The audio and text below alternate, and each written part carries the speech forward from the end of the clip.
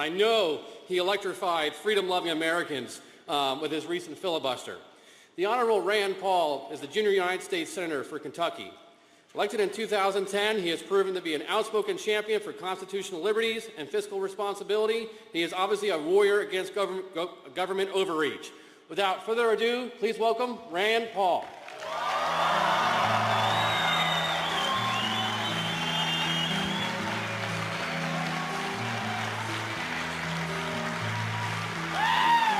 Thank you. Thank you. Thank you.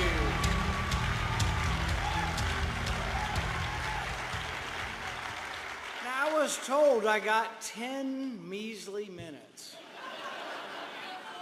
But just in case, I bought 13 hours worth of information.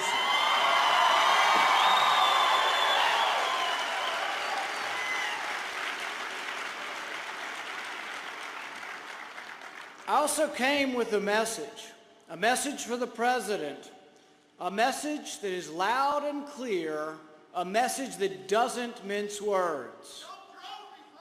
Well, that's not exactly what I was thinking. However, I think he may have distilled my 13-hour speech into 3 words.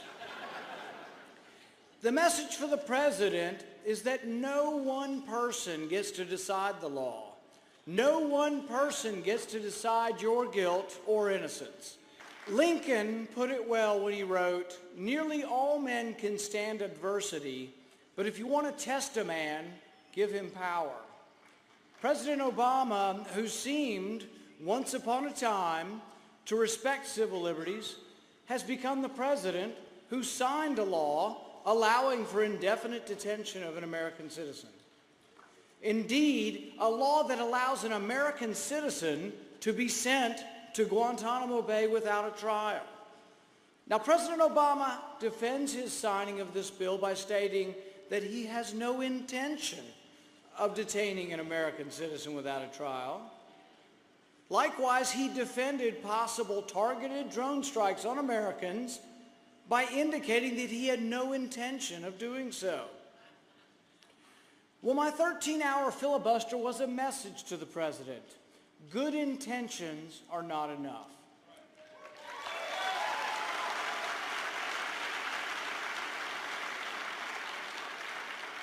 The presidential oath of office states, "I will protect, preserve, and defend the Constitution." It doesn't say, well, I intend to when it's convenient. Mr. President, good intentions are not enough. We want to know, will you or won't you defend the Constitution? Eisenhower wrote, "How far can you go without destroying from within what you are trying to defend from without?" If we destroy our enemy but lose what defines our freedom in the process, have we really won? If we allow one man to charge Americans as enemy combatants and indefinitely detain or drone them, then what exactly is it that our brave young men and women are fighting for?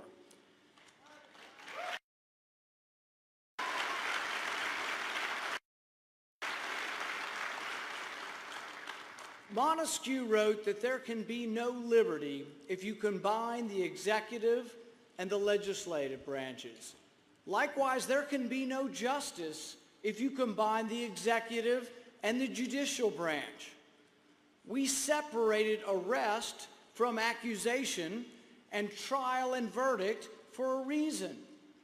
When Lewis Carroll's White Queen shouts, "Sentence first, verdict afterwards," the reader's response is supposed to be, "But that would be absurd." In our country, the police can arrest, but only peers can convict. We have our Bill of Rights like no other country. Our Bill of Rights is what defines us. It's what makes us exceptional.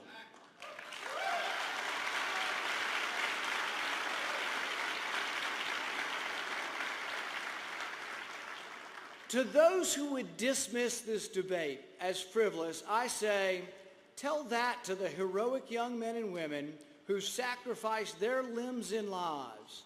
Tell that to the 6,000 parents of kids who died as American soldiers in Iraq and Afghanistan.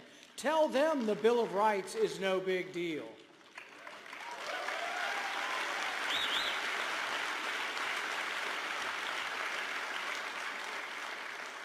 Tell it to Sergeant J.D. Williams, who's one of my neighbors. He lives in Auburn, Kentucky, a few miles from me. He sacrificed himself to save his fellow soldiers. Tell J.D., who lost both legs and an arm, tell him his sacrifice was great, but that we had to suspend the Bill of Rights he fought for. I don't think so.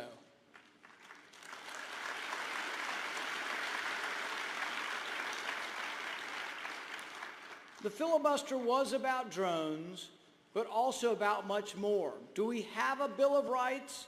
Do we have a Constitution? And will we defend it?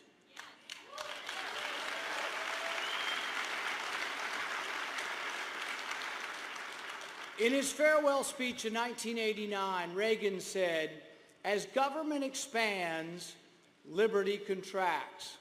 He was right. Government cannot give us our liberty. Our rights come from our Creator. But as government grows, liberty becomes marginalized. The collective takes precedent over the individual. Freedom shrinks. And our government today is larger than it has ever been in our history. Everything that America has been, everything we ever wished to be, is now threatened by the notion that you can have something for nothing, that you can have your cake and eat it too, that you can spend $1 trillion every year that you don't have. The president seems to think that we can keep adding to a $16 trillion debt. The president seems to think that the country can continue to borrow $50,000 a second. The president just believes we just need to squeeze more money out of those who are working. He's got it exactly backwards.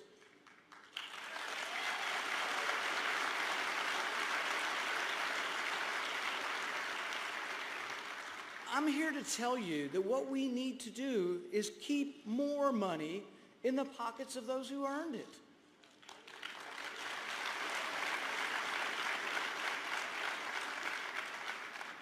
Look at how ridiculous Washington politicians have behaved over this sequester. The president did a big, oh, woe is me, over $1 trillion sequester that he endorsed and he signed into law. Some Republicans joined him. But the sequester didn't even cut any spending. It just slows the rate of growth of government. Even with the sequester, the federal government will grow over $7 trillion over the next decade. Only in Washington can a $7 trillion increase in spending be called a cut.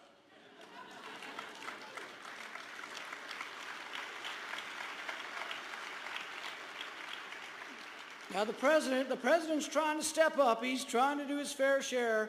After the sequester was announced, he said he's going to stop the White House tours for school children. They had to do this because these cuts were imposed by the sequester. But meanwhile, within a few days, the president finds an extra $250 million to send to Egypt. You know, the country where mobs attacked our embassy, burned our flag, and chanted death to America. He found an extra $250 million to reward them. You know, the country whose president recently stood by his spiritual leader who called for death to Israel and all who support her. I say not one penny more to countries that are burning our flag.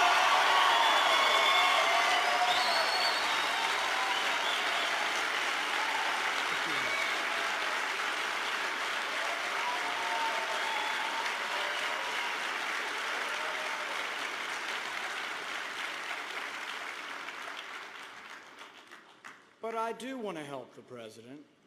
I have a few suggestions for him. I'm sorry I couldn't have lunch with him today. Maybe he'll be able to see this later on C-SPAN.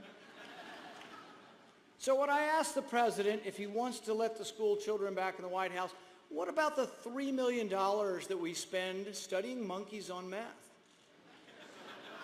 Does it really take $3 million to discover that monkeys, like humans, act crazy on meth? Mr. President, what about the $300,000 for a robotic squirrel? Now, they wanted to study whether a squirrel that doesn't wag its tail, whether it will be bitten by a rattlesnake.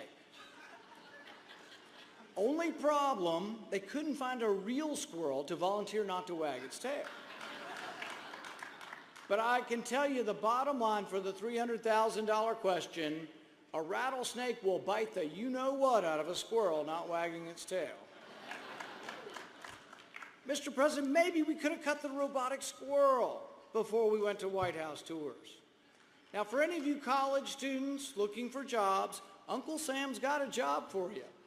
The pay's $5,000, all expenses paid. The study is in Hawaii. But the requirements are onerous. Only a few could qualify. You have to like food. The study is to develop a menu for when we colonize Mars. I'm not making this up. Guess what a bunch of college students came up with for the menu? Pizza.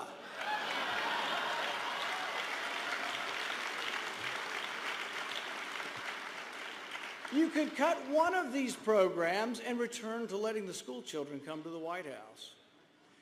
This government's completely out of control. We desperately need a new course and new leadership.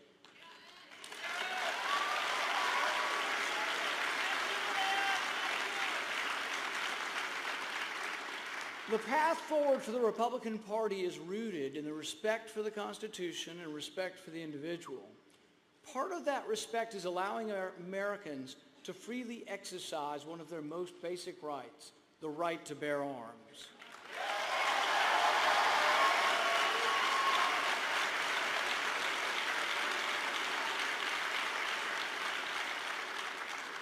But you can't protect the Second Amendment if you don't protect the Fourth Amendment. If we are not secure in our homes, if we are not secure in our persons and our papers, can we really believe that the right to bear arms will be secure? We need to jealously guard all our liberties.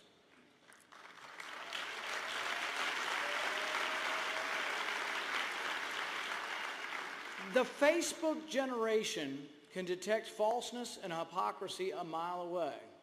I know, I have kids. They are the core, though, of the Leave Me Alone coalition. They doubt Social Security will be there for them. They worry about jobs and money and rent and student loans. They want leaders that won't feed them a line of crap or sell them short. They aren't afraid of individual liberty.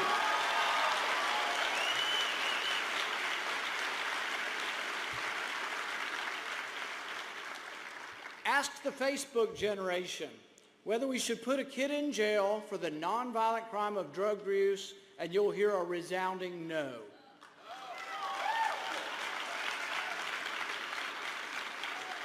Ask the Facebook generation if they want to bail out too big to fail banks with their tax dollars, and you'll hear a hell no.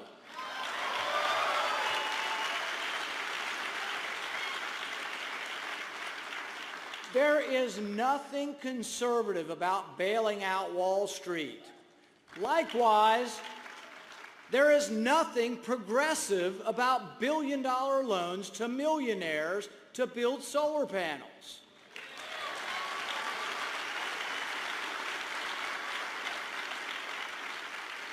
The Republican Party has to change by going forward to the classical and timeless ideas enshrined in our Constitution. When we understand that power corrupts and absolute power corrupts absolutely, then we'll become the dominant national party again. It's time for us to revive Reagan's law. For liberty to expand, government must shrink.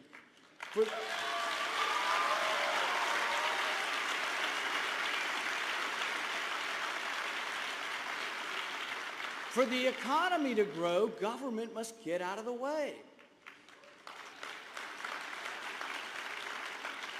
This month I will propose a 5-year balanced budget.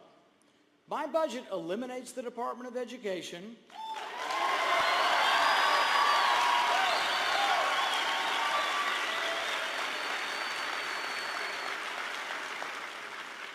and devolves power and money back to the states where they belong. My 5-year budget will create millions of jobs by cutting the corporate income tax in half,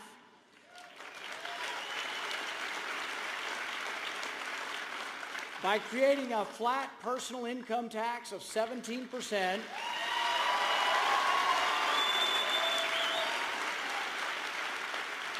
and cutting the regulations that are strangling American business.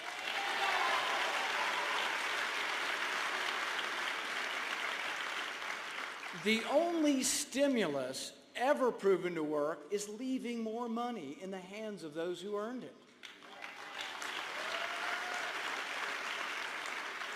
The Constitution must be our guide. For conservatives to win nationally, we must stand for something. We must stand on principle. We must stand for something so powerful and so popular that it brings together people from the left and the right and the middle. We need a Republican Party that shows up on the south side of Chicago and shouts at the top of our lungs, "We are the party of jobs and opportunity. The GOP is the ticket to the middle class."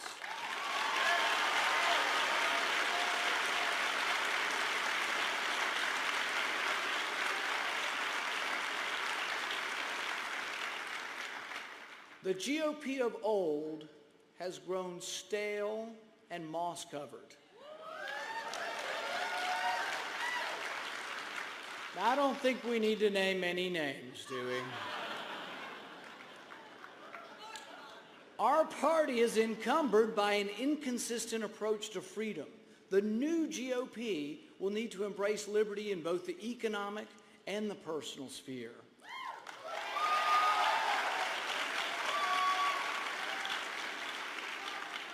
If we're going to have a Republican Party that can win, liberty needs to be the backbone of the GOP. We must have a message that is broad. Our vision must be broad, and that vision must be based on freedom. There are millions of Americans, young and old, native and immigrant, black, white, and brown, who simply seek to live free, to practice their religion, free to choose where their kids go to school, free to choose their own health care, free to keep the fruits of their labor, free to live without government constantly being on their back. I will stand for them. I will stand for you.